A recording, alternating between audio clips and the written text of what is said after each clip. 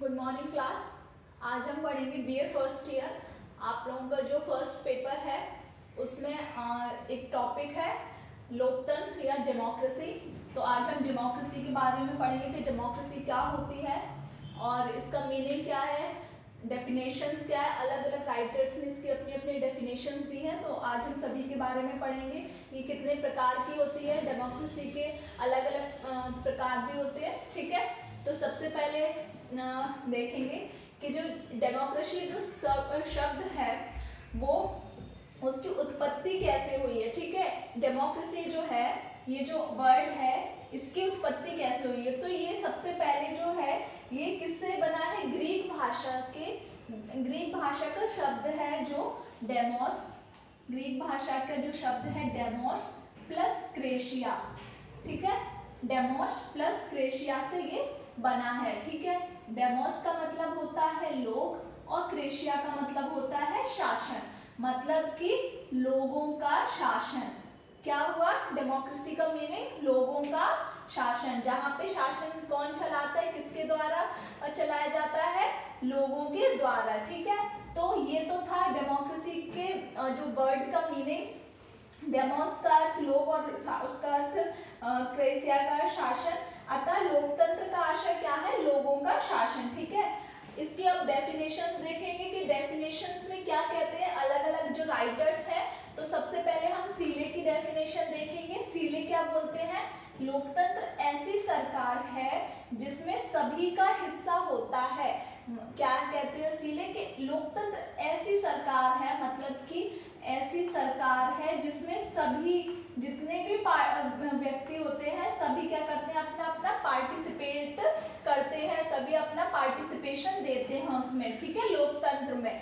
ठीक है, इसके बाद हम डायसी की डेफिनेशन देखेंगे। डायसी क्या बोलते हैं, लोकतंत्र ऐसा शासन है जिसमें देश का बड़ा भाग शासन करता है। मतलब लोकतंत्र ऐसा शासन है जिसमें देश का बड़ा भाग, मतलब कि बहुत सारे मैक्सिमम लोग जो होते हैं वो इन्वॉल्व होते हैं किसमें, शासन में, राजनीति में या राजनीतिक व्यवस्था में। जो मैक्सिमम लोग जो होते हैं देश के, राष्ट्र के, वो क्या होते हैं, इन्वॉल्व होते हैं। ठीक है, इसके बाद डेमोक्रेसी की एक और जो सबसे बहुत इम्पोर्टेंट और बहुत इजी डेफिनेशन जो हम हमेशा से पढ़ते आ रहे हैं, अब्राहम लिंकन जी ने जो दी थी कि डेमोक्रेसी जनता का, जनता के द्वारा और जनता के लिए शासन है। ठीक है, अब्राहम लिंकन जी ने क्या बोला था कि जनता का, जनता के लिए और जनता के द्वारा। ये बहुत ही इजी डेफिनेशन है और बहुत ही इंपॉर्टेंट और बहुत ही फेमस डेफिनेशन है जो अब्राहम लिंकन ने दी थी डेमोक्रेसी के बारे में। ठीक है, तो ये तो था डेमोक्रेसी का मीनिंग और उसकी डेफिनेशन। मीनिंग हमने देख लिया कि मतलब लोगों का शासन। ठीक है, डेफिनेशंस भी देख ली, इंपॉर्टेंट जो डेफिनेशंस है जैसे सीले हुए और डायसी हुए, अब्राहम लिंकन हुए। अब हम देखेंगे कि जो डेमोक्रेसी होती है या जो लोकतंत्र होता है वो कितने प्रकार का होता है। ठीक है, तो लोकतंत्र दो प्रकार का होता है, प्रत्यक्ष लोकतंत्र और अप्रत्यक्ष लोकतंत्र। ठीक है, अब ये प्रत्यक्ष लोकतंत्र क्या होता है, प्रत्यक्ष लोकतंत्र में जो जनता होती है वो सीधे तौर पे शासन में भाग लेती है, सीधे तौर पर।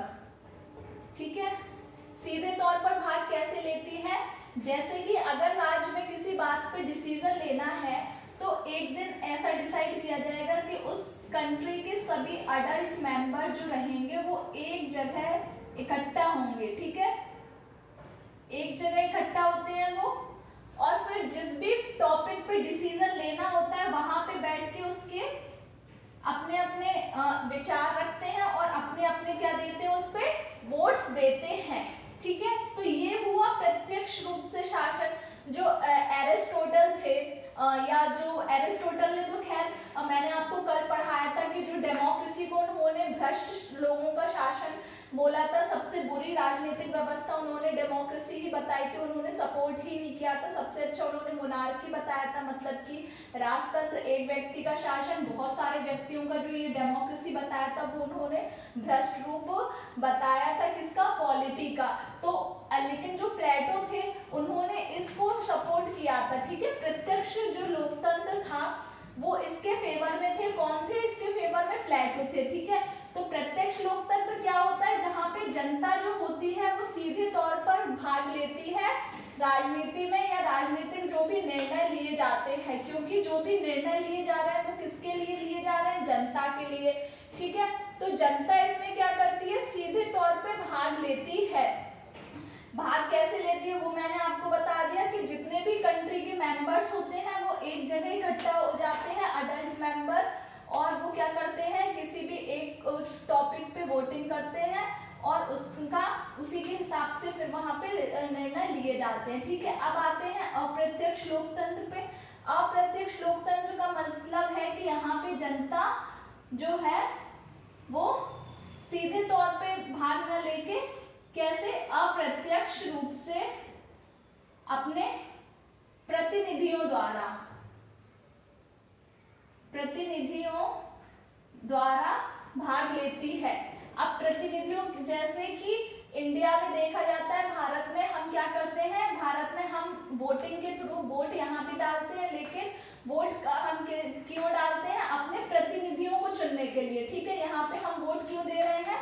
वोट किसी निर्णय को लेने के लिए नहीं दे रहे हैं, बल्कि वोट दे रहे हैं हम अपने प्रतिनिधियों को चुनने के लिए। हम जो प्रतिनिधि चुनते हैं अपने, वही आगे जाकर सरकार बनाते हैं और फिर वो सारे डिसीजन लेते हैं हमारे बिहाफ पे, ठीक है। हमारे ओर से जितने भी डिसीजन लिए जाते हैं वो कौन लेते हैं? प्रतिनिधि लेते हैं, ठीक है। तो यहाँ पे क्या होता है, क्योंकि ये जो प्रत्यक्ष जो लोकतंत्र है ये बहुत बड़ी बड़ी कंट्रीज में लागू नहीं हो सकता। जैसे इंडिया है, इंडिया की पॉपुलेशन बहुत ज्यादा है, ठीक है।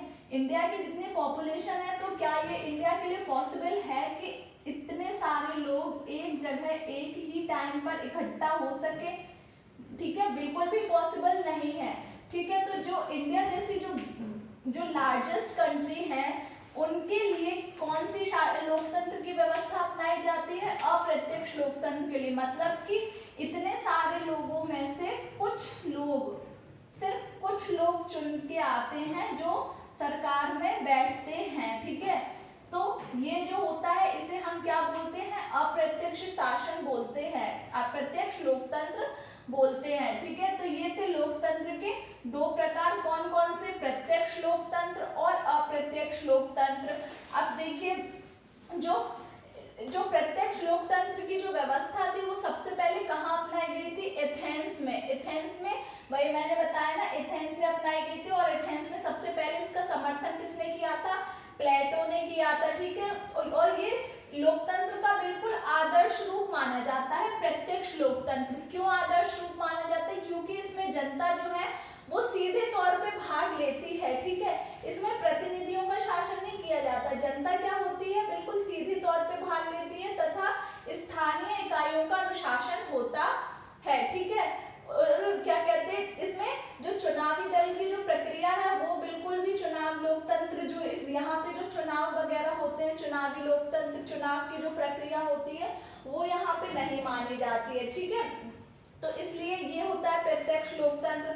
जबकि जो अप्रत्यक्ष लोकतंत्र होता है, ठीक है, वो प्रतिनिधि शासन, यहाँ पे प्रतिनिधि शासन होता है, ठीक है। मतदान कैसे होता है? वयस्क मताधिकार के आधार पर, जो व्यक्ति वयस्क, जो 18 वर्ष के हो जाने पर उन्हें मतदान का वो मिलता है, ठीक है। और यहाँ पे वर्गकारी लोकतंत्र भी आते हैं, मतलब कि बहुत सारे अलग अलग जो वर्ग होते हैं वो क्या करते हैं, वो अपने सत्ता में आने का प्रयास करते हैं। तो बहुत सारे अलग अलग वर्ग या अलग अलग राजनीतिक दल कंपटीशन करते हैं सत्ता में आने के लिए। तो ये प्रत्यक्ष लोकतंत्र और अप्रत्यक्ष लोकतंत्र इस टाइप से होता है, ठीक है। तो लोकतंत्र का क्या पढ़ लिया हमने? उसका मीनिंग, उसकी डेफिनेशन। लोकतंत्र कितने प्रकार का होता है? प्रत्यक्ष लोकतंत्र और अप्रत्यक्ष लोकतंत्र। अब इसके अलावा भी लोकतंत्र के और भी इसकी आइडियोलॉजीज हैं, जैसे कि लिबरल आइडियोलॉजी, जो जिसे हम बोलते हैं उदारवादी लोकतंत्र, तो उदारवादी जो लोकतंत्र है वो क्या बोलता है कि मतलब ये बिल्कुल पुराने तरीके का लोकतंत्र की तरह होता है उदारवादी लोकतंत्र, ठीक है। इसमें लोकतंत्र के मूल्यों को, इसमें क्या होता है कि जो बेसिक लोकतंत्र के वो होते हैं ना प्रिंसिपल्स, उन पे ज्यादा ध्यान दिया जाता है, ठीक है। लेकिन सबसे अच्छा किसे माना जाता है, प्रत्यक्ष लोकतंत्र को, ठीक है। Thank you.